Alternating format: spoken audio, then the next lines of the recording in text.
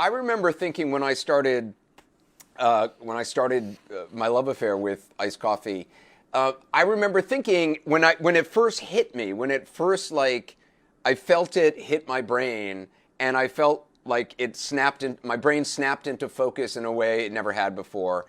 And I remember thinking, I can't believe that society has just decided at some point, oh, you know what, this drug's okay. Those other drugs we don't like, but coffee? Yeah, no, totally, that's fine. I feel like, I mean, when you include it in a book alongside opium and mescaline, I felt vindicated because even though obviously they're different, but I mean, I feel like coffee is a mass delusion that we just are pretending, oh, no, it's not a drug. Yeah, no, and that's exactly the reason I wanted to include it in a book about plant drugs.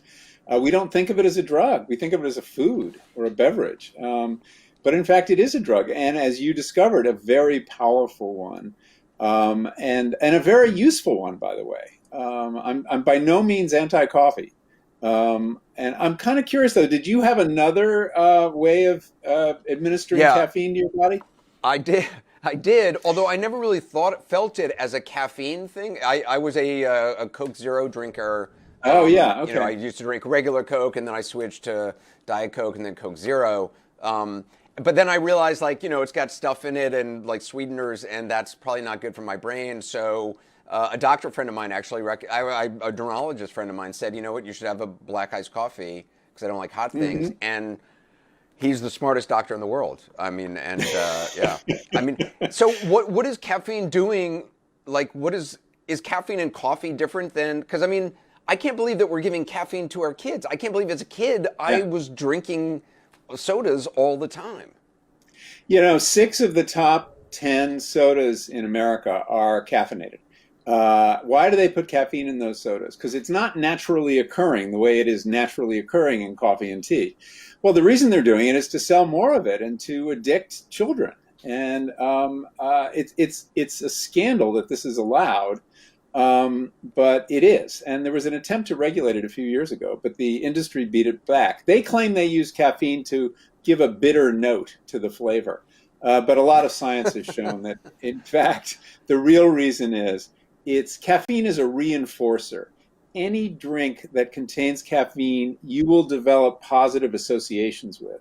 And so the taste of coffee that you've come to like, guess what? It's actually very bitter, and there are a lot of negatives about the taste of coffee, but because it's now associated with this wonderful feeling it gives you, the taste is wonderful too, and the aroma.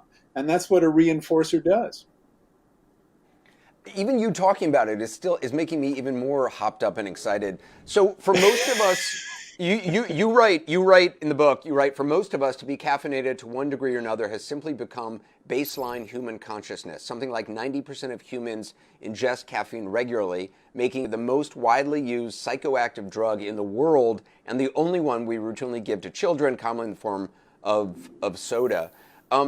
What is caffeine doing to, what is that feeling of my brain kind of really clicking in? What is caffeine doing to one's brain? Well, caffeine has a lot of effects. It has the kind of lift you get from a release of dopamine, which lots of drugs offer, and may have to do with its addictiveness. It also, though, blocks a particular neurotransmitter or neuromodulator called adenosine, which is the chemical in your body that over the course of the day builds up and gradually makes you feel tired. And it's necessary to putting you to sleep. Caffeine fits into the same receptor and stops the adenosine from having any effect, although its levels keep rising in your brain, and that's why when the caffeine fades, you get this kind of rebound tiredness. So caffeine doesn't actually give you additional energy. It borrows energy from the future, essentially. But it has these other effects that we don't understand very well. For example, the powerful sense of focus you get from it, which, the ability to concentrate, the improvements in memory. And we've done tests that if you study something or read a book or absorb some material or preparing for an interview, if you have coffee after you've done that, you're much more likely to retain it. It improves performance in athletes and endurance. So it has all these very positive effects. But in some people, it becomes a drug of abuse. People who have 6, 7, 8 cups a day.